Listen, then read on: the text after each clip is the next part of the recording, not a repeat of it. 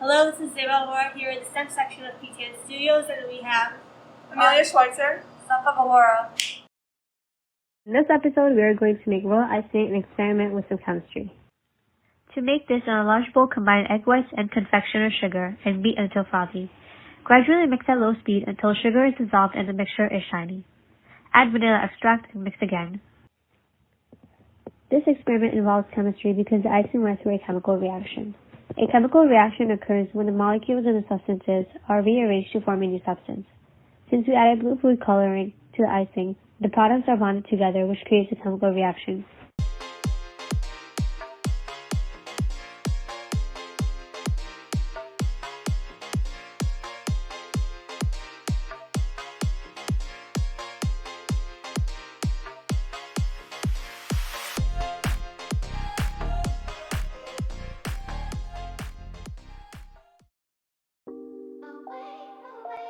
Welcome to this segment, Class Spotlight. I'm Carlos here today, joined with Aurora, and we're going to enter Intro to Engineering and Design. Let's hop in, shall we? After you. Thank you. You're welcome.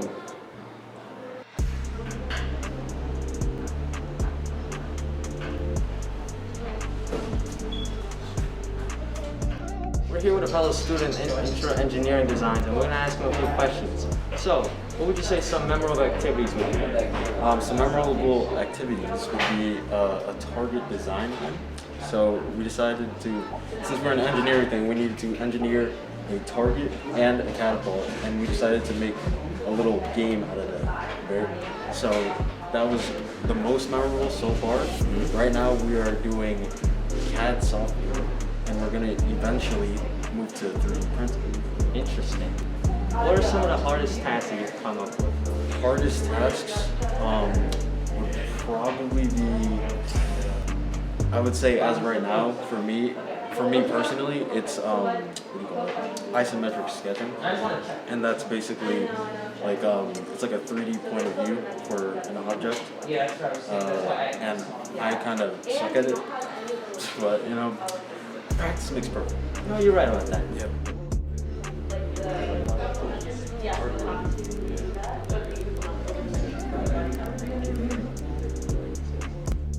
So Gian mentioned something about CAD. Care to elaborate on that? CAD is the software that we're using in our engineering class to make 3D models, like isometric models, like the one shown on my computer. Here's a step-by-step build of it. Click on it. Hold on. Oh, it's not playing, but yeah, this is the model that I created in class.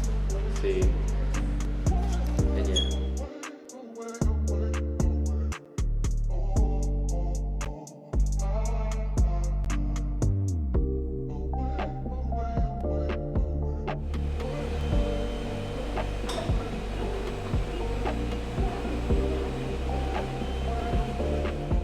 So I heard that you were making some interesting projects here, such as this catapult carnival game. Care to elaborate? Yeah, so a while earlier back in the year, we did these catapult games where originally we started off with the catapult like this, where we used popsicle sticks, rubber bands, cups, tape, and basically the materials that she provided, and the goal was to get as far as we could. And from there on, we stemmed on to making a carnival game that involved the launcher, so such as this, where we would launch a beam. Oh yeah, I forgot to say, there was a beanbag involved with the catapult. Yeah. You would launch the beanbag into the catapult, or into the game, and depending on whatever like you got in the board would be your prize. Interesting. So why did your class come up with this project? So we had a kind of imaginary design, or like imaginary design where we were hosting a game for the Oyster Festival, and we had to make it safe, winnable, but not winnable every time, and make sure the grand prize was hard to get, but not impossible. Sounds like a scam. It is. Nice. I'm here with another student from this class. I see you have an engineering design process chart. Could you explain the plan and design for me? So first we start off with writing down all of our ideas, and then we collaborate and bring it to life. Sounds really great. Everyone, my name is Anastasia Johnson. I'm in P-Tech Brooklyn Co-op, and today we will be presenting a career expo we are holding, and here's a preview of that.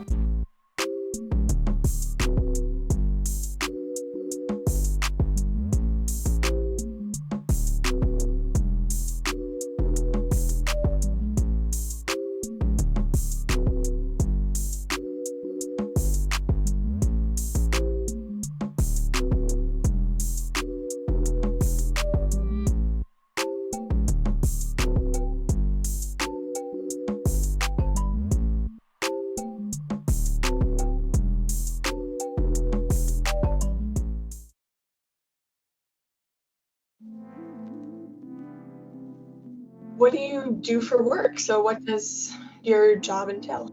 Yeah, right now I actually work at a hedge fund. My job entails I'm a jack of all trades a bit. I'm more in a strategy role at this point on an overall business perspective. So what that means is that the hedge fund has about 100 employees, manage about $9 billion in assets under management. They've grown tremendously, so they needed somebody that's more seasoned in the business world to come in and help them with all the growth that they've been experiencing. So what I do is I look at things across the spectrum for the company, whether it's investments, since I have a sales and trading background, whether it's the product and asset classes that they invest in, since that's kind of like my forte. I help them out with organizational things, admin things like HR, and kind of just overhauling their program, and just really bring a lot of ideas and new ways to do things to a company and an organization that's growing, essentially. So yeah, I really like that world. It's interesting. It's very fast paced. There's always some kind of dramatic event happening, and you watch the markets react, but it's something that I actually really enjoy. That's awesome that you have a career that you really love and are passionate about. So what advice would you give to someone who wants to go into a field like yours? I mean, I would say there's a couple of things. So I come from a family where nobody in my family is in finance. I'm really the first one to be in finance, and I'm actually the first one to do a lot of things in my family. So because of that, you have to be very proactive. I was trying to find a good word. You have to be proactive, and you have to teach yourself a lot of things, right? It's not like, my dad was a banker and my grandfather was a banker and they could introduce me to a bunch of people. So when you are proactive, you have to approach things in a different way.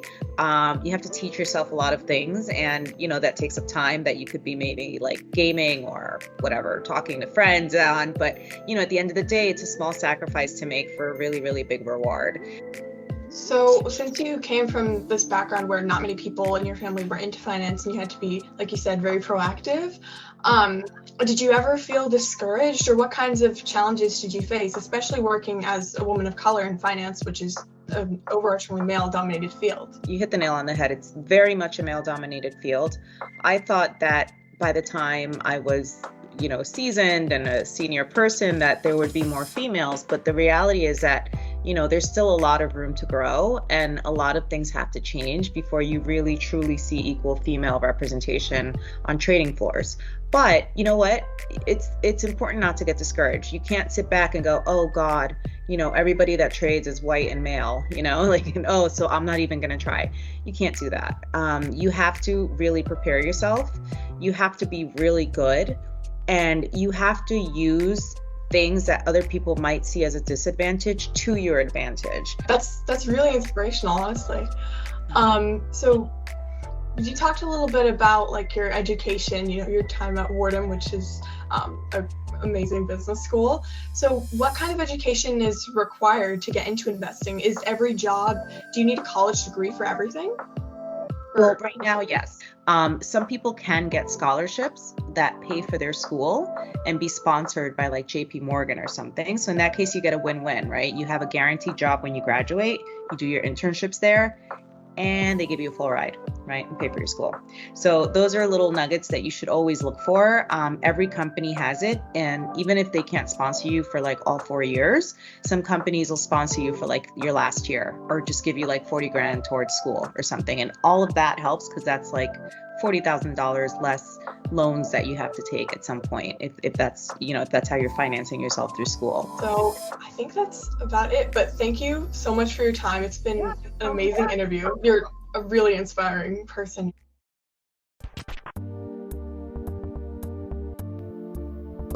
What?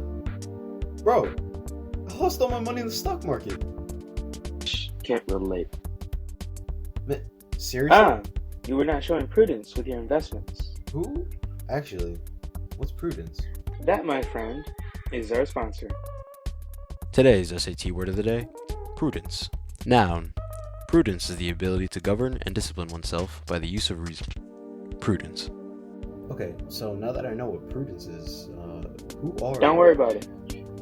Don't worry about that. No, really, who are you? No. Next time, exercise prudence when you invest in stocks.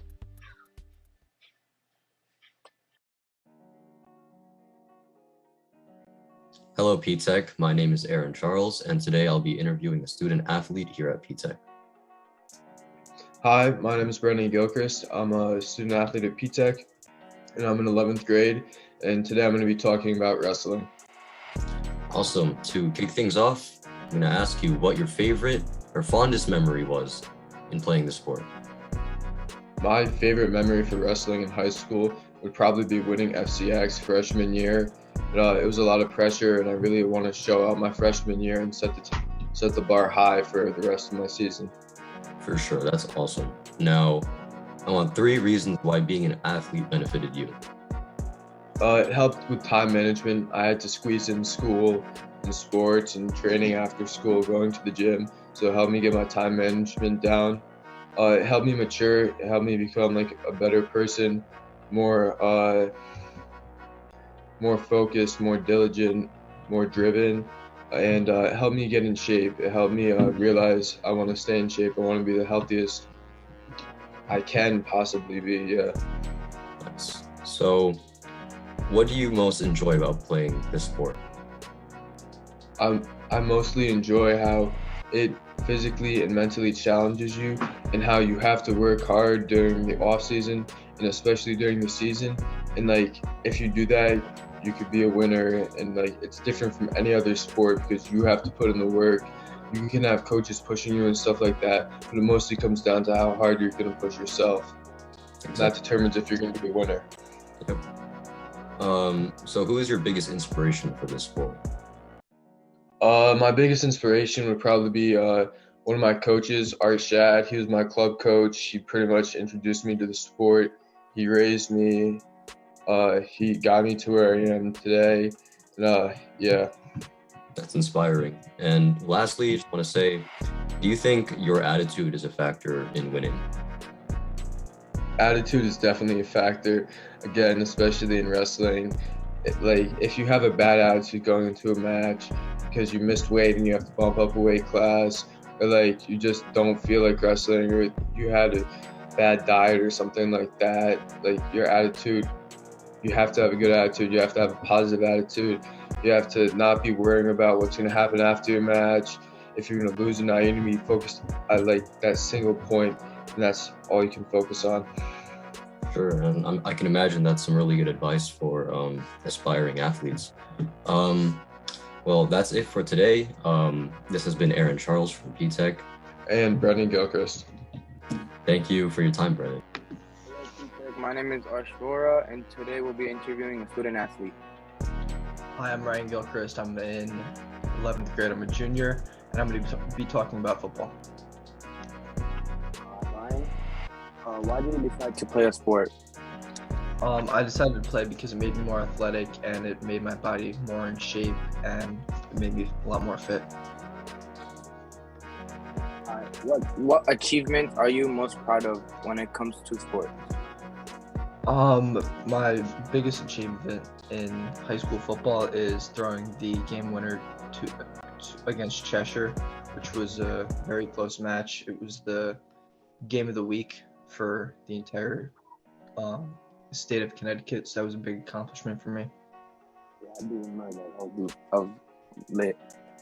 What are 3 reasons you like being a part of a team sport? I like being part of a team sport because of the bonding, the family vibe that is created, the fun vibe in the locker room and bus where we're all just being ourselves and having fun.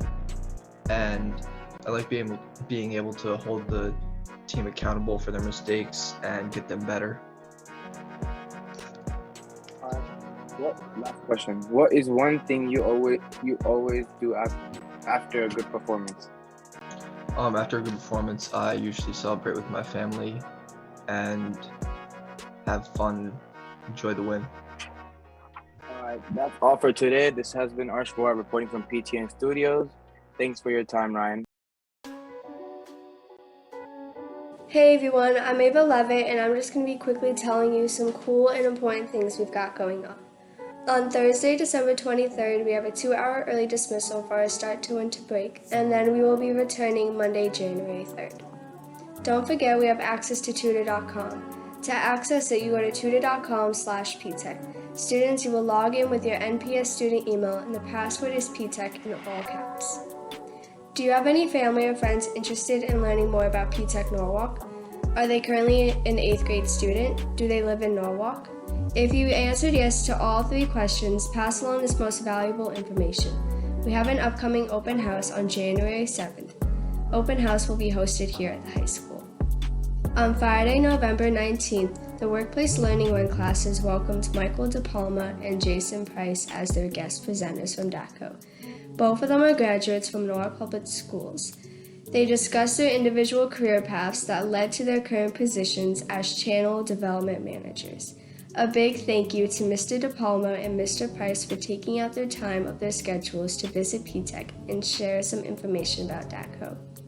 That's all I have for you today, but I hope you enjoyed our episode. See you next time, PTech Norwalk. Hi. Hi. So let's start with introducing yourself. Okay. I'm Jennifer Burkhalter. I'm the music department chair and the orchestra director. And I'm Zach Go, here representing PTN Studios. And we're going to be interviewing Ms. Burkhalter about Candlelight this year. So I have a few questions for you. The first question, how many Candlelights have you organized before this one? So I've been department chair now for 5 years, so this is technically my 5th Candlelight, kind of overseeing the whole thing. But I've been a teacher at Norwalk High since 2010, so I participated in 5 before that. I see. Yes. That's cool. Yeah. And then what was your first Candlelight experience like? Just your first ever time with it? So I guess my first Candlelight as a teacher here, it was pretty great. It was overwhelming because as a student here at Norwalk High, I had not known all the kind of inner workings of Candlelight. So it was interesting to see it all come together. But inspiring and a lot of fun. I see. So coming off of last year's Candlelight, which was a virtual production, how are you feeling about this year coming off of that? Super excited. I think that having the audience's energy will be really helpful for us when we're performing and a lot more gratifying for sure. Right, I agree with that. And then as for restrictions, dealing with like kind of COVID restrictions during this year, even though it is a live show compared to last year's, like how have you gone about dealing with those like road bumps in a way? So probably two of the bigger bumps that we've had have dealt with spacing. So we had to change the structure just for this year. So the choirs are going to be going on Monday because they need to space out and are going to take up a lot more room.